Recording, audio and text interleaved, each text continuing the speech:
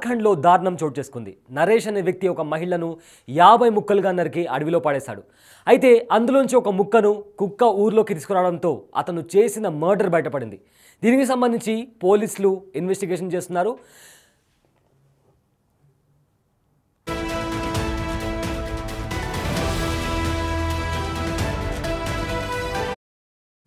నరేష్ అనే వ్యక్తి ఒక మహిళను 50 ముక్కలుగా చేసి అడవిలో పాడేశాడు.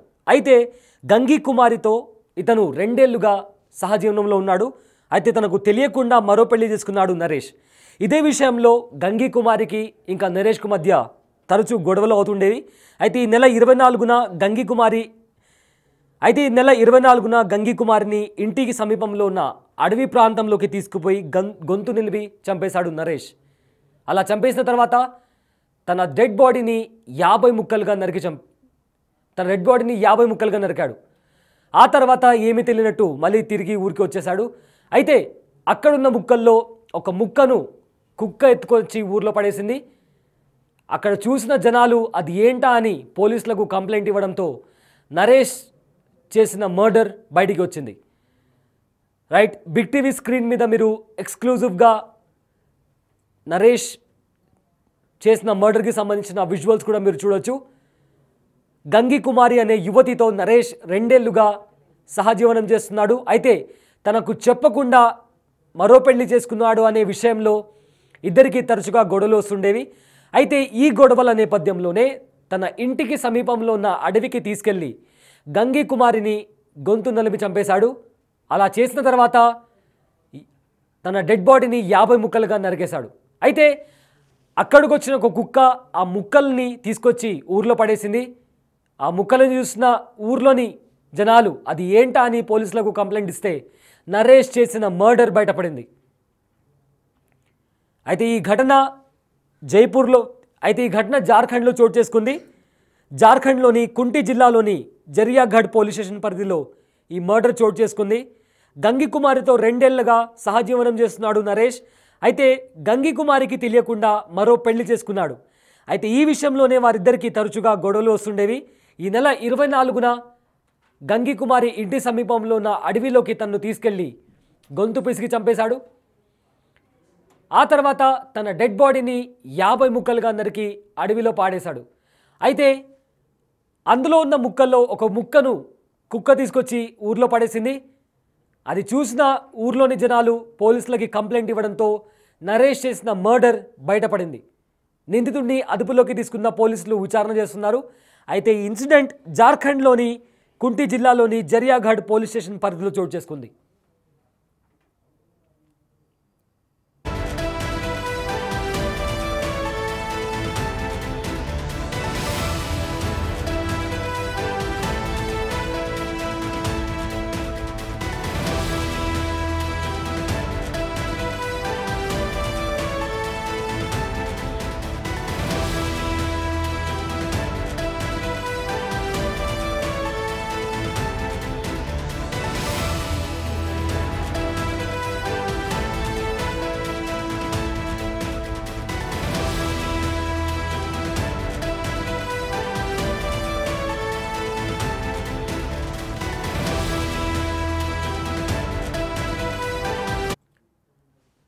అయితే ఈ మర్డర్కి సంబంధించి పోలీసులు డీప్గా ఇన్వెస్టిగేషన్ చేస్తున్నారు.